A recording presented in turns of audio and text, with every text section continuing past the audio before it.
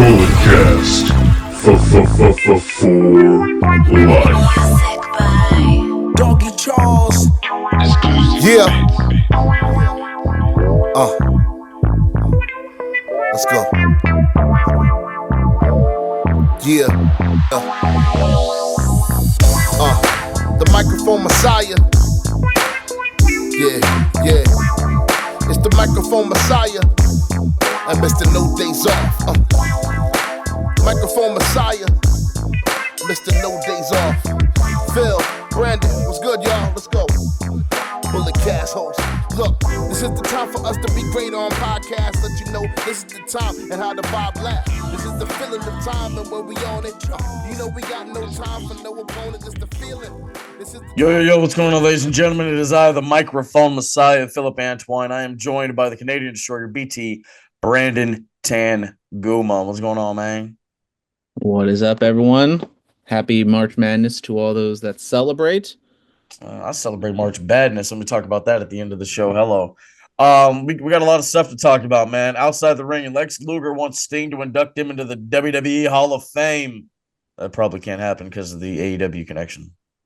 Yeah, it would be nice, but, we hear all these things, or WWE, scheduling all these events during AEW shows.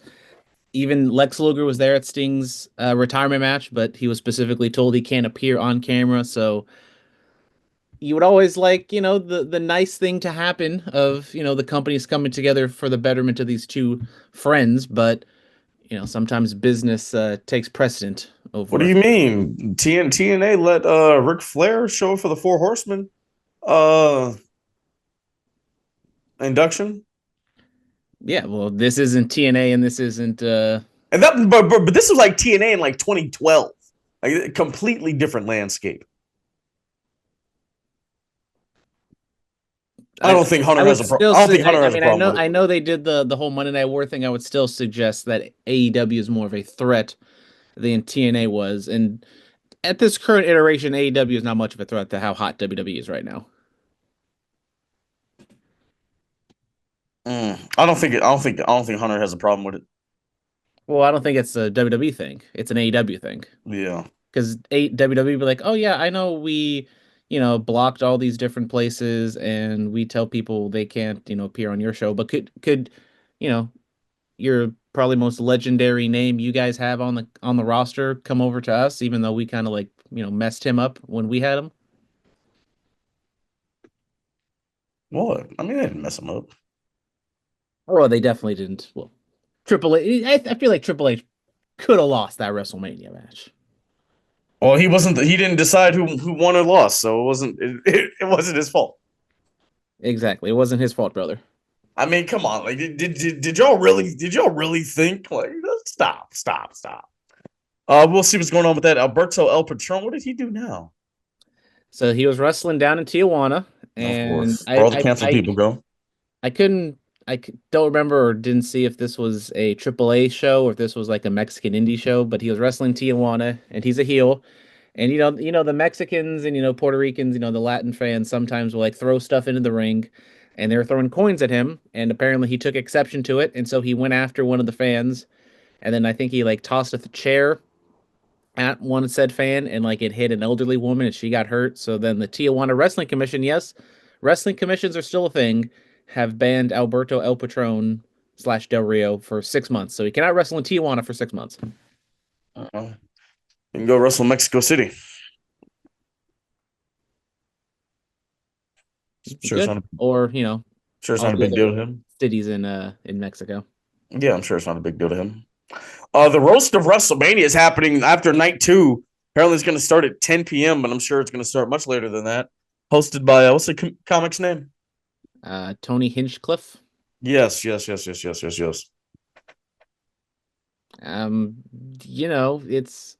It's interesting because he's a pretty big name. He also did get himself in hot water a couple months ago when he did the Trump thing.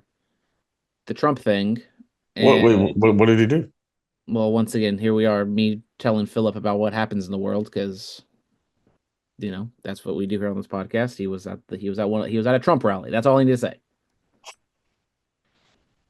And Oh, Maybe Jesus. maybe said some things about Puerto Ricans and other people, but that's neither here nor there. As cookie cutter or not cookie cutter, but Is this guy on Saturday Night Live? no, as family Oh, friendly as okay. WWE is, TKO does have the UFC banner, and UFC definitely has leaned heavily into the Trump-esque, tendencies. WWE, I don't think that wrestling fans would let that fly. I don't know what a Tony Hinchcliffe roast of WrestleMania would entail because I don't think he's going to hold anything back. And so, like, if he lets a couple, I saw people talk about it, if he lets a couple Chris Benoit jokes fly, like, is WWE going to be okay with that? Like, I just don't know what to think of this, or not what to think, but what to expect from this. You would think they would work with somebody they've worked with in the past, like a Michael Che or etc. You know what I'm saying? Well, someone said, like, why didn't they just have Gabriel Iglesias do it? Which makes total sense. Like, he's a Netflix guy. He's very family friendly. He can cut some sort of Big edgy jokes. WWE fan.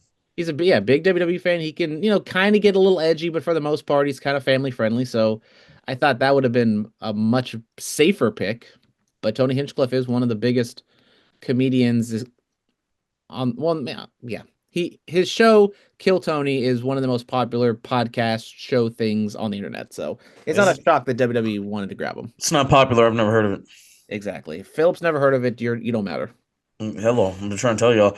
I've heard of this guy, Jeff Cobb, to WWE, apparently on the internal roster because somehow this stuff gets out. That WWE is interested in signing Jeff Cobb, former Bulletcast interview alum. I mean, that's exciting. Jeff Cobb had his run in New Japan. You know, got a decent little push. Never was like a main eventer by any means, but if he were to go to WWE, he's, I think older than most people expect him. I think he's like in his early 40s. So he talked about how this is kind of his last big contract. So if he's able to get that WWE money, get your money, boo boo. Had that one AEW appearance, I remember.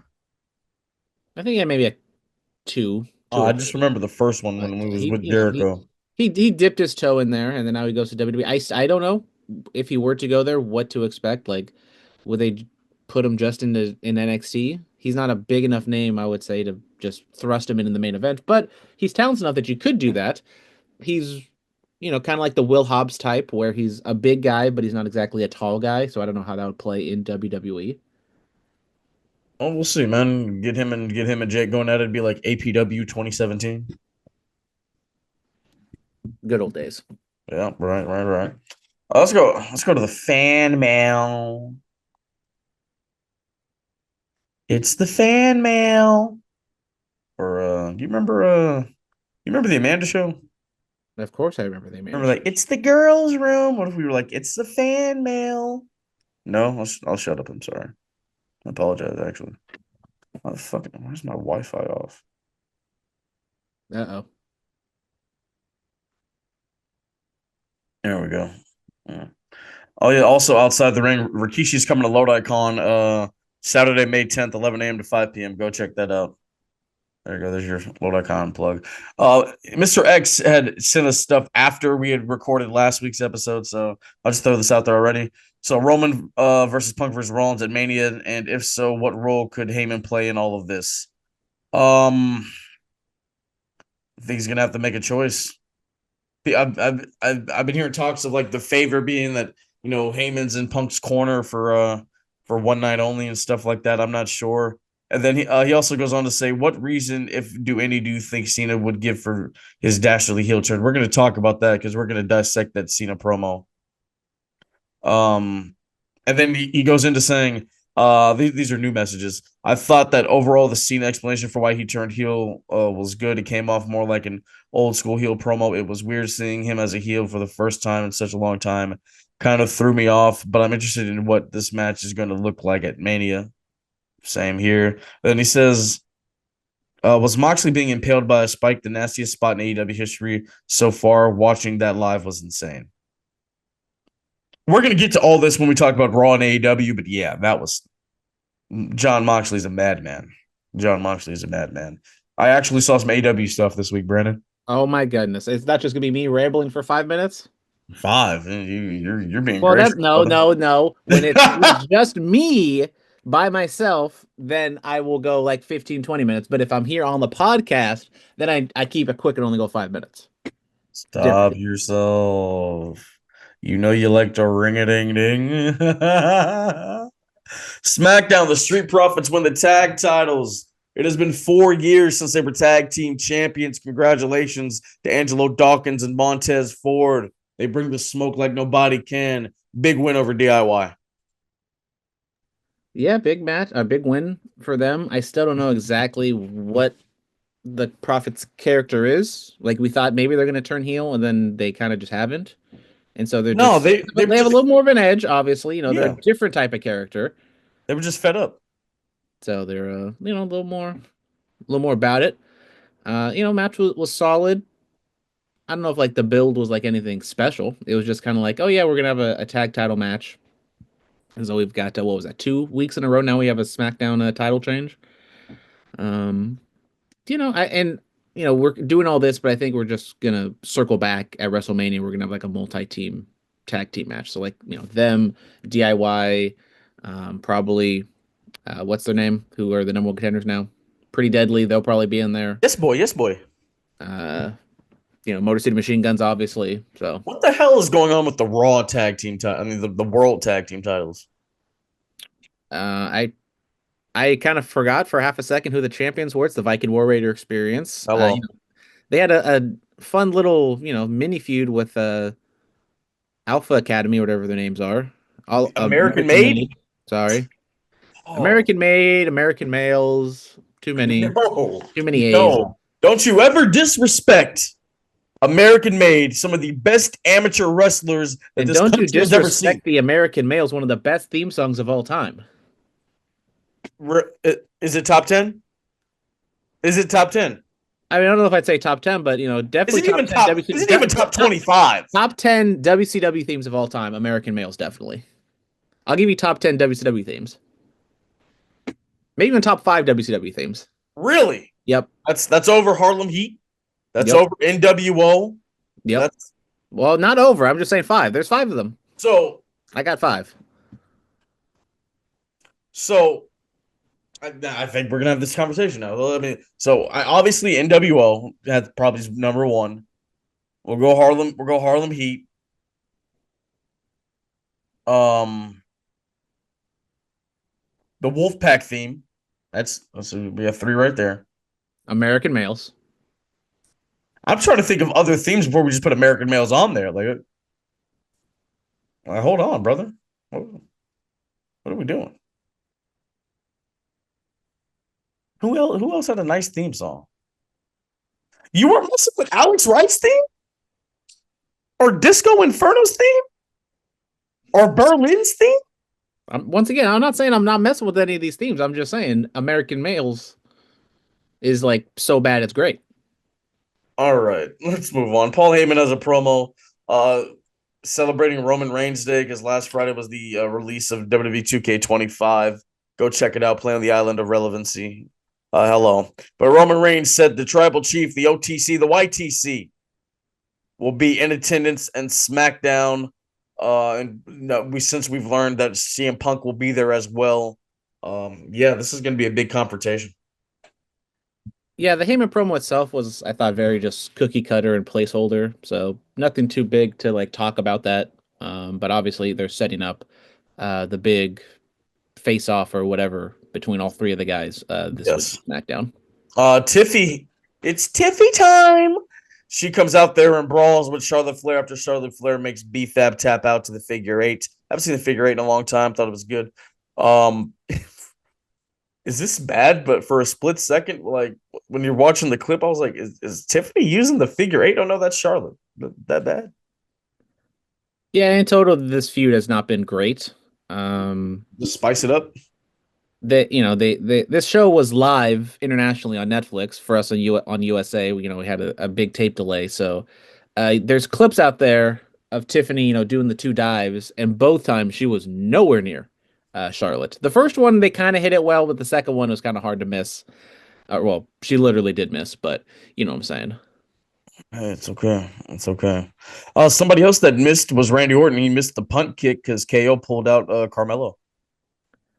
Once again, hammer the prop bet of Randy Orton delivering a punt kick on a WrestleMania. That's Brandon's bet the house bet, even though the last one didn't go well because I told you Jacob Fatu was going to be Braun Strowman, but we gotta recoup that money and we're gonna put it all on Randy Orton to I hit a punt on a WrestleMania, I should have put money down on my last bet the house bet. which was Jey Uso winning the Royal Rumble. well, you would have made a pretty penny. You would have been able to buy many houses with that. I would have been able to buy a house in the Bay Area, brother. Oh man. Yeah, yeah. You can just look outside your window. Those houses up in those hills over there. That could have been all you. No, I gotta stay loyal to the soil over here. West Hayward, hello. I mean, even though I live in the South now, but it is what it is. Yeah, KO's getting his head kicked off at WrestleMania. Jake attacks Braun Strowman after Strowman, LA Knight, and Jimmy Uso defeat. They're not even the new bloodline anymore. They're just Solo, Tama, and Jacob. Well, Soul lost that match on Netflix, so he's not allowed to be the tribal chief anymore. So it's not his bloodline. But yeah, I just was talking about the Fatu and Strowman thing. So obviously they're building towards another match, probably last monster standing, probably on a SmackDown main event or yeah, most likely a SmackDown main event. I don't think that's going to be Jacob's WrestleMania match. It probably is going to be Fatu and Solo at Mania. They haven't been hitting too hard on the dissension recently, but obviously they've sprinkled some stuff in these last couple months to where I wouldn't be shocked if that's the case. Yeah, I mean. Gunther defeated Axiom. Yeah, really good match. I'm familiar with Axiom's work. I didn't really know that he was from Spain, so him being in Barcelona, that was a fun reaction and a real fun match. I mean, you obviously knew Gunther was going to win, but it was just good action for however long, like 10 minutes. And unfamiliar with his game, bro. Unfamiliar with that man's game. I mean, bro. I knew a kid was from Spain, but like this Axiom guy, he just came on the scene pretty recently, and I know a kid is like one of his idols, kind of like Sami Zayn and El Generico. But yeah, I was unaware. I mean that Sancho guy, right? Yep. Oh. Drew beats down Damian Priest. So this is where we're going for WrestleMania. It makes sense. Yeah, pretty standard stuff here. Just putting heat on Drew. Killing time because we got like 5 more shows left. So yeah. I mean, this makes sense. Every time Punk screwed over Drew, Damian was there to benefit. He was there to reap the rewards. Won the title at Mania, successfully retained at what was that, Money in the Bank? So yeah. Yep. Yep. And then vignettes air. What's going on, man? Well, one was clearly Ray Phoenix. I mean, it was a guy on a mask, walking the tightrope. Brother, it could have been the dude that's been running around on Raw. We don't know that. Could have been. And then the second one, what did it just say? Like the number 4? It just said 4 on it, and then is like the metaphor coming? Are we having a new 4 horsemen? Are the 4 horsewomen coming back? What's going on? Possibly, but everyone's saying this is Malachi Black.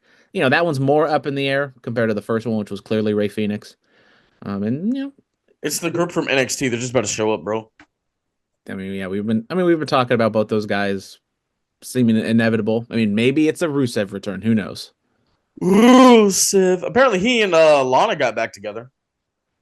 Yeah, good for them. Right. Lana, CJ Perry posted, a touching message about her and Miro going out with her grandpa, I think, like a couple days before he died. So, Jesus, shout out them. Yes. Shout out them. I hope they're doing all right. Yeah, I mean, they renewed their wedding vows like a year after. I guess they didn't get divorced, but at least split it up. Well, they were legal. I thought they were legally no longer together. I don't know. Once again, we need them to get back on Total Divas for me to know what their personal life is. Brother, Total. You know what? I may have to rewatch Total Divas, bro. Can you watch them the cock? I have no idea. I would assume so because he's NBC. Yeah, right. I would assume you can. Let's talk about the WWE ID tournament. So the WWE ID Championship tournament will start in Las Vegas during WrestleMania week with 2 open round events. GCW presents a ID title tournament as part of the collective on April 16th. FSW Vegas presents the WWE ID tournament on April 18th after SmackDown. Already signed for both events are talent seen on WWE Evolve, including Shawn Legacy, Azeta Steel, Ice Williams, Jackson Drake, Swipe Right.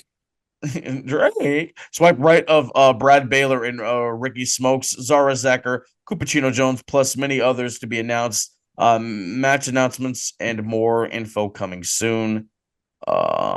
Yes. This will be, and then GCW posted that the WWE Championship tournament opening round matches on Wednesday during the collective.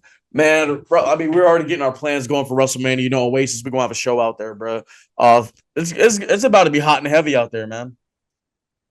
Yeah, I mean the WWE ID thing, it's been, it's ruled out, but it's still not completely clear on exactly, what they're doing. So it is nice to see they're going to be doing something WrestleMania weekend.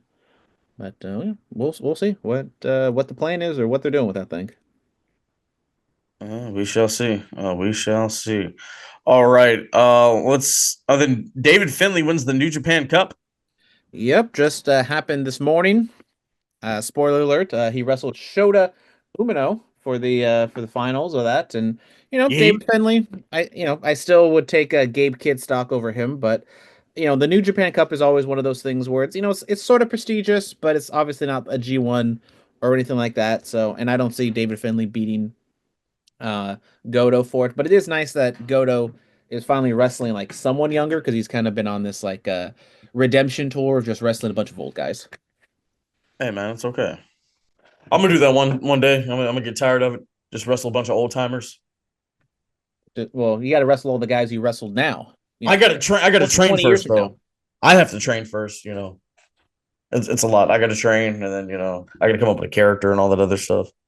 Exactly. Yeah. All right, let's get into Monday Night Raw, man. Let's talk about this John Cena promo. I saw on shout out to Ben Cruz and everybody over at Wednesday Worldwide over at the Ringer, man. I saw they dissected John Cena's heel promo. I mean, first of all, watching Monday Night Raw at noon on a Monday was fantastic. I just popped on Netflix and just was laying on the couch and just like, I can do this. Daytime wrestling. I'm here for it. I did enjoy the early start time. It was weird, not having to watch Raw at night. Especially because at work and everything, I was able to kind of sneak that in before I went out. But the John Cena promo itself, I mean, shut up, Brussels. Sometimes I have my qualms with the European crowds and the soccer chants and stuff. And during the matches themselves, I thought maybe the whole like 1-2 whatever they were saying kind of got a little old quickly, but they played the role perfectly, and I was skeptical of the John Cena heel turn, and I thought this was probably the best start you could have for this John Cena heel act. So I just rewatched it, and we're gonna dissect it. Are you ready? Ready as I'll ever be. He said, "For 25 years, I've been the victim of an abusive relationship. You've lost your time to talk." Then he also says, "All you've ever done is be abusive and hurtful and bully me to be your damn puppet and expect me to do it with a smile." Now, let's talk about that first part. What do you think that meant? I mean, he's just talking about how over the years he's been very divisive and how, a lot of people liked him, a lot of people didn't like him. And that's kind of the crux of the entire promo.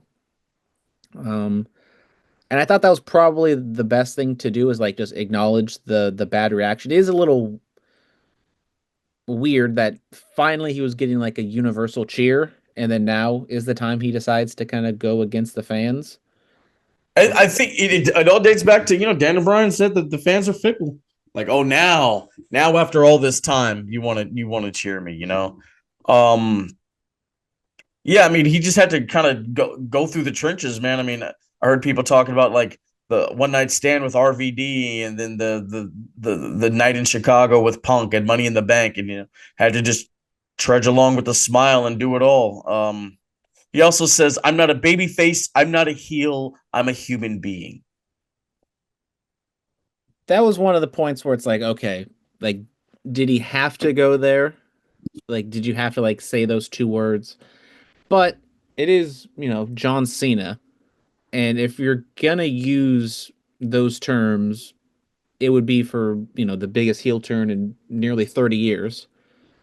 And his Brother. point of the entire promo is like, I haven't changed. I'm just doing this for me. I'm not doing this for you anymore. Yes. So in the terms of the promo, it would make sense.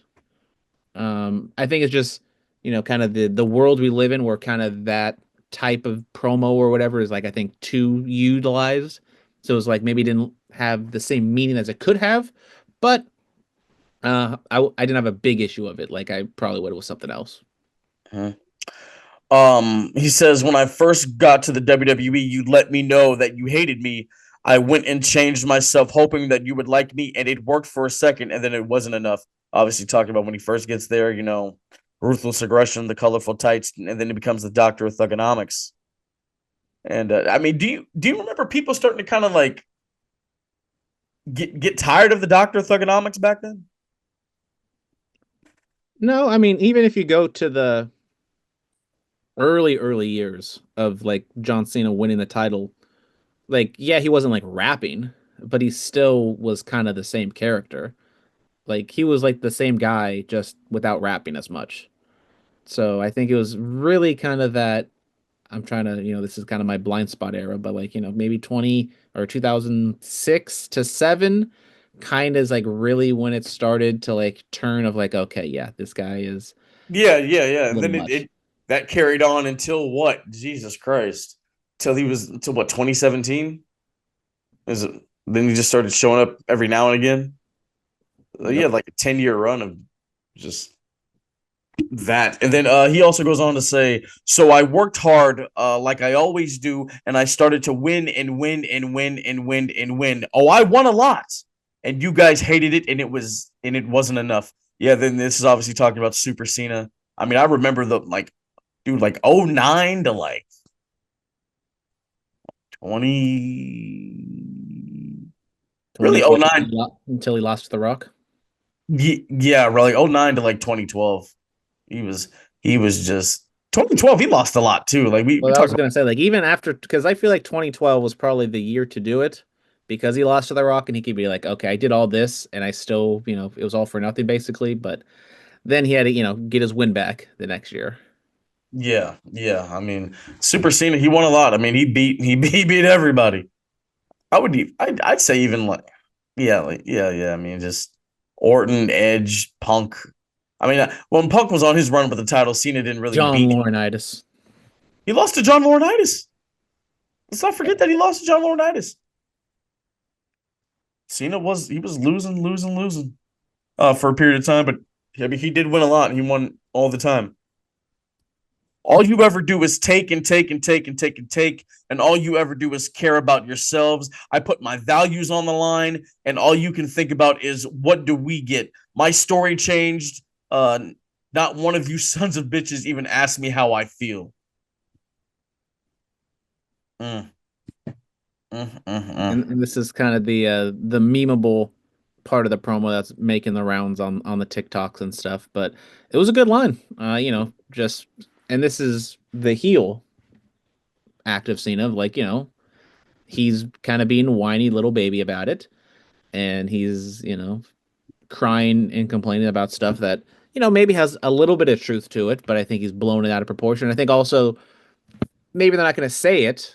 We still have so much more to go, and we'll, maybe I'll talk a little bit about the stuff that we should be seeing. But he was getting universal cheers right now, and then now is finally the time where he's going against the crowd. And I did like I don't know if we're going to talk about that part, but I did like how he went after not only people who don't like him, but then the people who do like him. Oh no, we're gonna get there. We're gonna get there.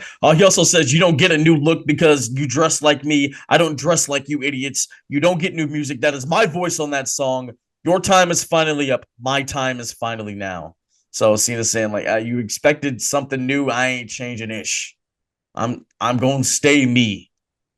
10 toes down in the Yeah, and that trenches was of West Newbury, Mass. yeah, and that was another kind of insidery reference because a lot of people were expecting him to, come out to a bad man and dress in all black or whatever the case may be. But no, he made perfect sense. Why I am mean, I going this to is, change myself when this has been me the entire time? I'm just I not know, doing like, it for you anymore. why change the platinum album, right? The platinum song. Come on now. Come on now. I mean, I Then did I did get a kick out of before the promo itself because we were expecting maybe something to change, and then no, he just comes out full jorts, Brussels colors on or Belgium colors on. I'm like, all right, he, I guess those merch money still is rolling through, baby.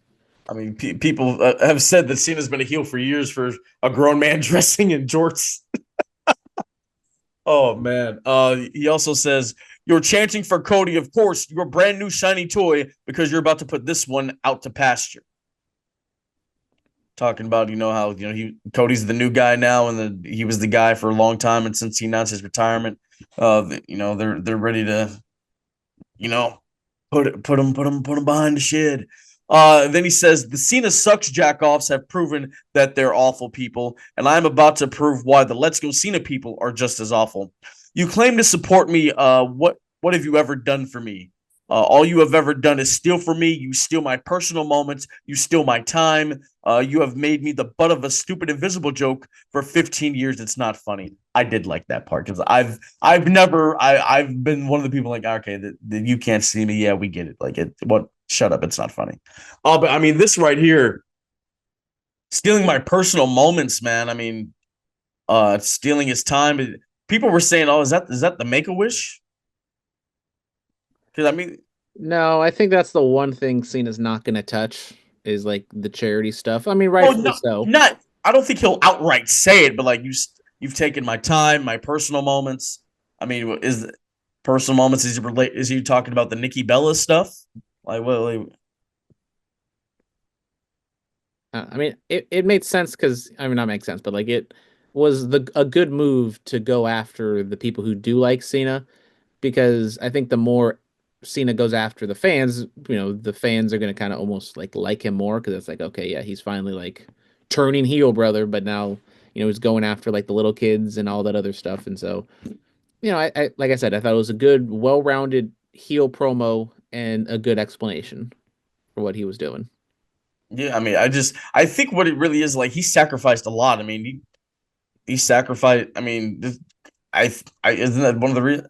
I mean, we don't know this for sure, but one of the reasons why he got divorced the first time because he gave his life to the business. Like it cost him in his personal life. A first wife, the relationship with Nikki. I mean, they had other problems, but I'm trying to think. Is that what he was getting at? Yeah, and like the one thing is like he said, he was the exact same John Cena, but yet he was a completely different John Cena. Like he was dressing the same, but then like his mannerisms, just like leaning up against the ropes, the way he walked, he he didn't have like that super evil boo boo face like he had at Elimination Chamber, which I was scared, which what he was gonna just have pasted on the entire time, which he didn't. He just, seemed like a regular guy who was just pissed off at the world. Yeah. And like the two things I want to hear, which we have plenty of time to flesh out, is why Cody and why now are the two big reasons. And I'm hoping they explain that, like why is Cena doing this right now? Is it just him being desperate to win that last title? Is he really that jealous of Cody? Is he really that tired of the fans? What is he said the why, but not like the reason why he did it. Like why he's Yeah. doing it right now. We got two more paragraphs to this, and then we can get into some more.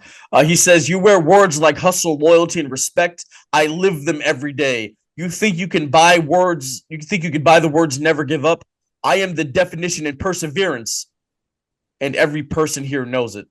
I mean, despite the chorus of boos all those years, he still went out there with a smile on his face and did it. Yeah, it's almost like the Kurt Angle heel line of the three eyes of just like he says all these altruistic things, but it's in the moment right now, but it's like dripping with you know deceit or whatever the word is you're trying to look for to explain it. He also goes on to say, "All you've ever done for 25 years to sit is to sit on your ass and watch me be great. Well, no more. Each and every one of you, including that kid over there, is a toxic, dysfunctional relationship, and I'm breaking up with you. Whether you like it or not, you're dumped. And cut to the chubby white kid in the crowd that has been all over the internet. Yes. He says, there's nothing you can do because you know I'm right and you're wrong. And then Cody comes out there. So I had this thought before we started recording. Is this a midlife crisis for John Cena? Could be. I mean, going bald. He's, Apparently not. You saw that video from him on the set. I don't know, the bald spot may be covered up. oh damn, watch out. And then he's gonna wrestle Cody with it, and it's just gonna fall off in the middle of the ring. Or he's gonna wrestle like the Hulk Hogan match when he was doing the whatever movie it was, but he had hair. Jesus. This is a big WCW podcast today. This is one of the biggest WCW podcasts we've ever done. Yeah. Yeah. Oh man. Good stuff. Then Cody comes out there and he says, fine, I want the old John Cena, not this whiny bitch, to WrestleMania. Then he just walks away. I'm waiting for the back and forth. Actually, you know what I'm really waiting on? I'm waiting on John Cena to tell him fine speech. Because when Cena hits that, he's about to go in and ruin somebody.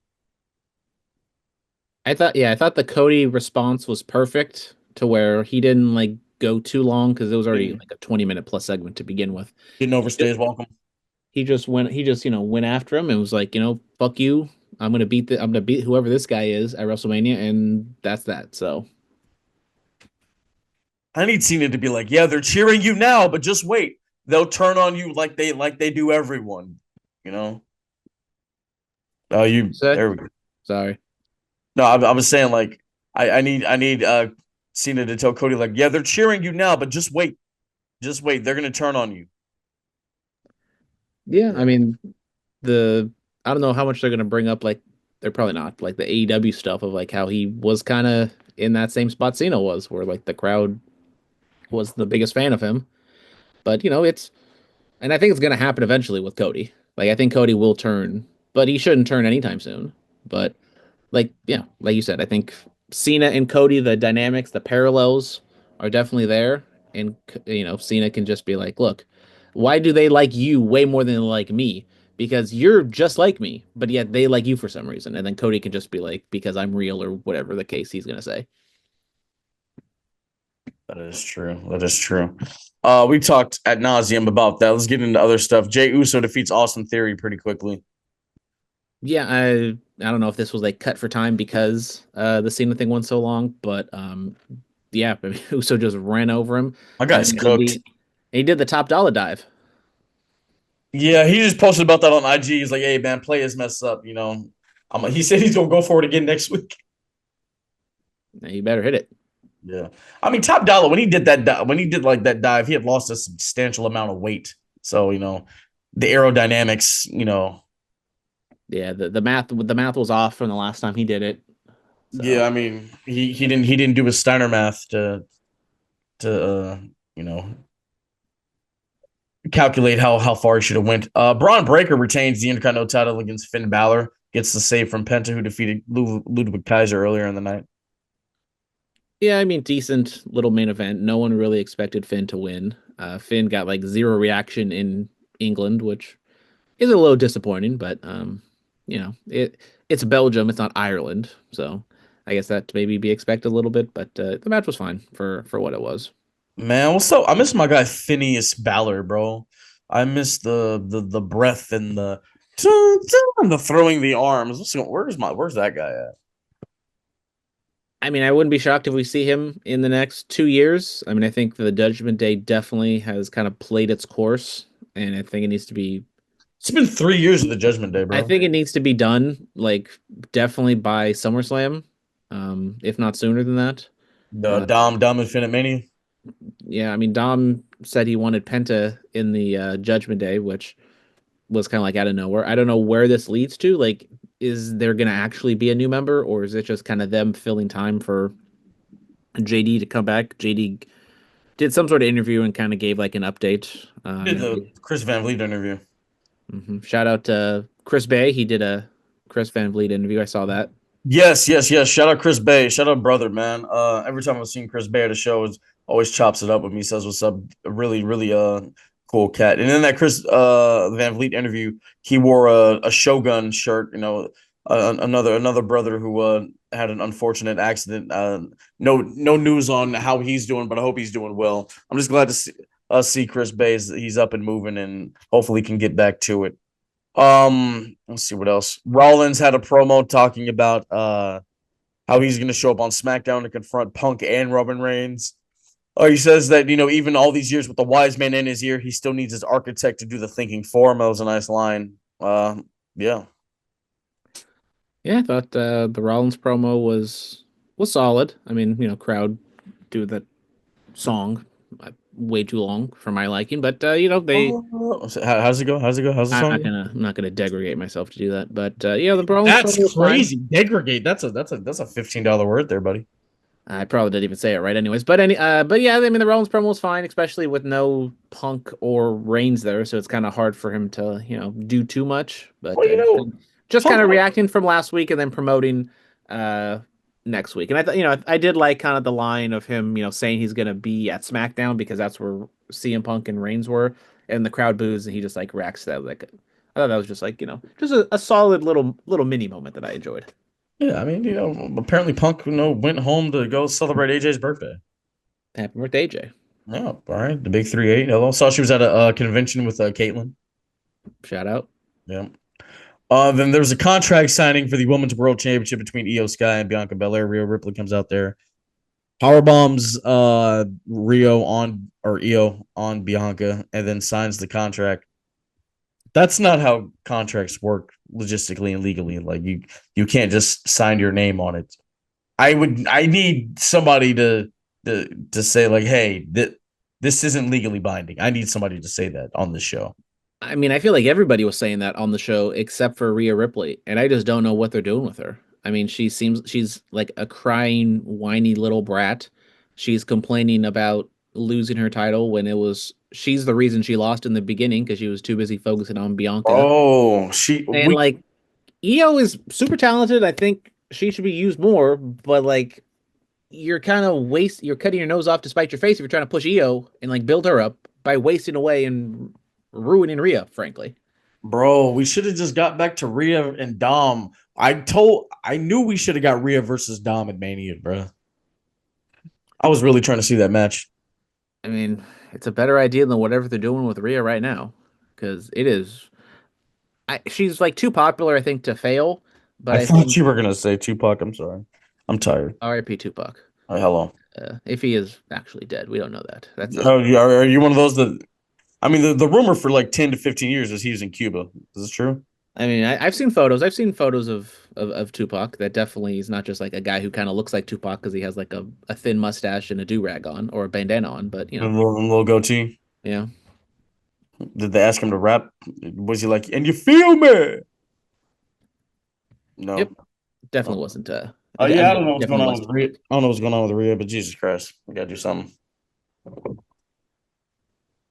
You've got to do something. AEW happened. We're not gonna listen to Marlee's thoughts? Yes, that's right. I'm so Come sorry. on. Marlee, take it away. Monday Night Raw opened with a promo from John Cena where he was essentially breaking up, quote unquote, with the WWE universe because it is a toxic relationship, quote unquote. He said that we're not getting anything new, no new merch, no new music, no new gear, nothing new.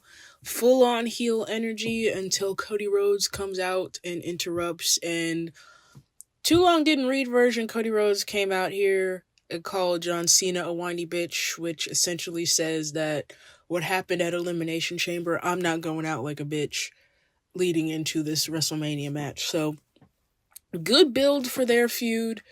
I could see a passing of the torch situation because I don't think there's any real faces outside of Cody that could be the face of the company, if you will. So I'm not really opposed if Cena wins or if Cody wins, because this is just, I like this feud. I like the history behind it. So this is just, I'm along for the ride when it comes to Cody and Cena. Then we had Ludwig Kaiser versus Penta. Kaiser's growing on me. There's always those few matches where a wrestler starts to grow on me. It happened with Braun Breaker, and now it's starting to happen with Ludwig Kaiser and his little match series with Penta. Really enjoying that. Penta got the W, and he mentioned how he's going after the Intercontinental title, which led to some dissension in the Judgment Day, because Finn Balor was proud and happy that Dominic got him the title match, but at the same time, he sees Penta as a threat because he was very up in arms about the fact that Penta was going after the Intercontinental title, which I feel like is really going to set up Dom and Finn for something, maybe at Mania, but either way, Penta going after the Intercontinental title is a good move. We had Dakota Kai versus Ivy Nile, solid match. Jey Uso versus Austin Theory, another solid match. Creeds versus LWO. I'm not really involved or invested in that storyline, so it was just kind of another match on the card. And then main event was Braun Breaker versus Finn Balor in the Intercontinental title. Penta came in and made the save for Braun Breaker after the beatdown, but kind of set up something for the title, so don't know if that will be the match heading into Mania or we'll get it on a random Raw on Netflix. But we'll see. There's a decent episode of Raw beginning of the European tour. Yeah, remains to be seen what happens next. All right, Marley Mar, thank you for your thoughts on Monday Night Raw and the heelness of Jonathan Felix Anthony Cena. AEW happened, Speedball and Ricochet to face Kenny Omega. They had a double pin. My guy Speedball is looking fantastic. Yeah, I mean, he's a really good wrestler in a company with a lot of really good wrestlers, so I just don't know how much he's going to stand out. But, now we're going to get a triple threat match. Probably, it's the old triple threat adage of like, we don't have one good opponent, so let's just have two of them. That should make up for it to take on Kenny. I mean, the way they did this was nice. It was, it was a cheeky little finish. Yeah. But, Yeah. Also a little eye rolling as well of like, oh, okay, we get the double pin and we just happen. We're going to pretend like one of them's going to win when we all know it's going to be both of them. I thought they were going to like just make it a one-on-one match real quick. Thought they were going to do something like that. Well, that's what all multi-person matches should be. They should all be elimination matches. No, they shouldn't all be elimination matches. They should all be. No. Mercedes Moné defeated Ricky Starks. Billy Starks. Wow. Yeah. Easy confusion. Nasty looking bump or whatever. I don't even know what to call it, but like Monet was up in the electric chair and they like, it was like almost like a one-wing angel kind of, but Billy Starks like held on to Mercedes's arms and it looked disgusting. She seems to be fine. Really? Monet ends up getting a win, so good for her. I'm trying to find this clip. But the biggest thing was she cut a promo afterwards, and she just really ripped into Starks and was like, "Who trained you? You're terrible." Blah blah blah. Which seems to be setting up finally Athena to come to AEW, and looks like we're on the road to a Mercedes Moné Athena match. Oh, okay. Is this the spot you're talking about? Yep. Okay. Oh shit. Yeah, and like the camera kind of doesn't show her fully tucked, so it's kind of hard to see where she landed. But yeah, it looked nasty, real nasty, like almost unnecessarily. Like, why are we doing this spot? Mercedes Moné tweeted, "This is why kids shouldn't be allowed in the ring. Reckless behavior." Exactly. And surprisingly, we had the AEW Championship match in the middle, top of the second hour, or in between the hours on Brother. event. Brother, what the hell? Street fight between Jon Moxley and Adam Copeland, and this has been the talk of the town for better for us. This guy, Jon Moxley, drove 11 hours, apparently, to this show. And he got suplexed on a 2x4 with spikes in it, and then Wheeler Yuta was trying to take the spikes out, and you could see his skin being pulled. I was like, oh, Jesus Christ, sicko. Yeah, this was the one thing that got spoiled for me, and I just saw the clip of them trying to pull it out but couldn't, and it was just so disgusting. I was like, oh my God, did they have like to stop the match and like how was No, that? they don't do that over there. But I mean, shout out the referee. I forget which one it was. I forget, you know, the names, but he was able to get it out of Moxley safely enough to where they were able to finish the match. But I was I mean, good expecting there to God. be more blood like on his back after that. There wasn't really. Or did it all go on the table that he went through? I mean, he definitely was trickling blood after the fact, but I expected to be like I'm just happy there gushing. wasn't just like a giant like chunk of skin missing. We could just see his back muscle. Jesus. I thought he was going to get speared through the table with that thing still in his back. Yeah, I mean, I think us kind of forget how much of a CZW deathmatch background John Moxley has, and so as much as we, think he's a good talker and can have some decent wrestling matches, he really does enjoy this violent shit.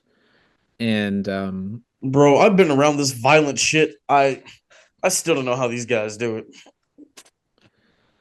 but yeah, and it's also kind of the philosophical thing of like, is this too much? Like, how much can you gain from doing a spot like that? Like, how much families are going to want to watch that? Which I still feel like you want to go after like the 18 to 35, 18 to 49, adults more than you Demographic, want to go yeah. after the kids, but still, like, It's okay. WWE's for the kids. there's adults that don't like that stuff either. And like, I'm not like super squeamish and like super against like, I'm against like death matches for like the sake of just hitting people with light tubes and like bleeding for no reason. But No, they're as somebody who's been around that stuff now, they're like I mean, like Juicy and Journey, that's what they do. There are ways you can do it to where it all makes sense and it flows, not just smashing each other just for the sake of smashing each other. yeah, I don't know. What is the worst spot you've seen in a death match that you just went, oh my god, I can't do it. I can't see this. I mean, Is this up there? I don't know if it's up. I don't know if it's up there.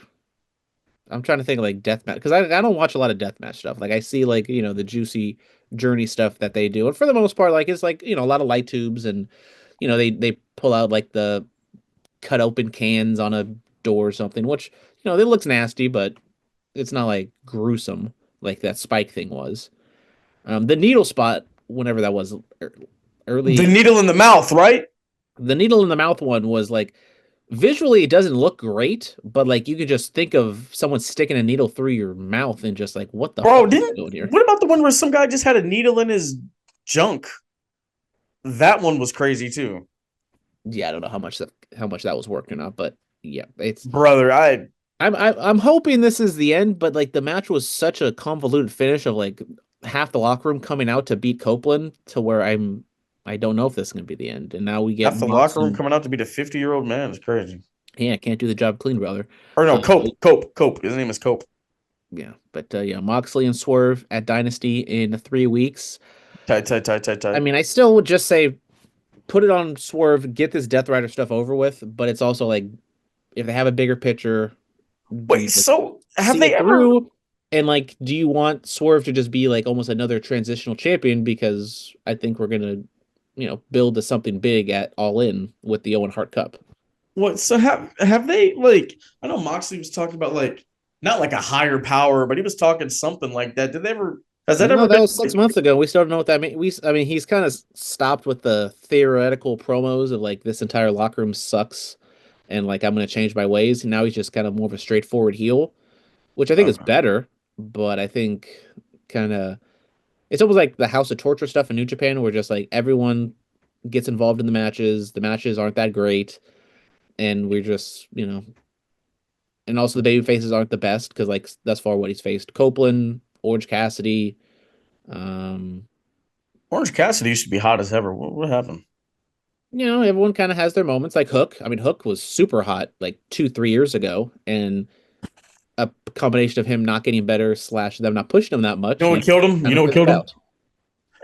When he smashed open that window and reached his hand and just opened the door. That's what ended it. Oh man, Megan Bain has been tearing it up since she got to AEW, huh?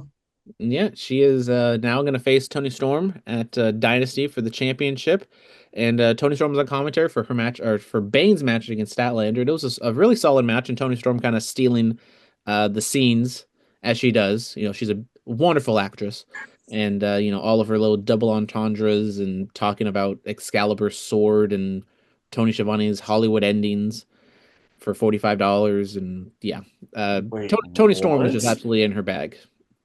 Hollywood endings? What does that mean? Well, sometimes you go down to the back alley and a transaction occurs, an action occurs, and everyone's at least one person's better off for it. Definitely Brother, I have better no off. idea what that means. Yeah, but anyways, Megan Bayne and Tony Storm. I think it's more just contender of the month. Tony Storm will win, and we kind of move on to something else. But yeah. I love to see it. I love to see it. All right, ladies and gentlemen, March Madness is going on this Saturday, Pomona, California. Effing Warriors, EWF, Santino Bros, WWE ID, SoCal Pro, and Oasis Pro are coming together at Knox Pro Derby Room, Pomona, California. It's gonna be a lot of fun. Big show going on. You can see El Fatal, the current and the inaugural Oasis Pro Pacific Seas champion, taking on the Punjabi Lion Chima. Also, the Wild Samoan tag team tournament is going to be going on. All that and more down there, Pomona, California, Derby Room. You don't want to miss it. I'll be in attendance. Pull up if you know me and say what's up. All that and more. Thank you guys so much. Y'all know what to do. Follow us on IG, the Bulletcast, Instagram. Yeah, that's the Bulletcast. Twitter Bulletcast. YouTube Bulletcast. Email is bulletcast2 the number 2 sweet as WET at gmail.com. Thank you all so much. As always, be safe and stay dangerous. We'll be back next week. Yes, sir. Everything that we say, we about getting paid. Every opinion of wrestling, we got the truth in it. Every time that we on, this is the movement. The Bullet Pass podcast been on. The time we on, the feeling. This is the time of dealing. We living life of everything that we feel is moving right. West Coast, we moving on. Metaphor Messiah, microphone Messiah. The down to the wire. Mr. No Days Off, this is the feeling. Know what we dealing. Let's get it on, yeah. It's the Bullet Cast, microphone Messiah.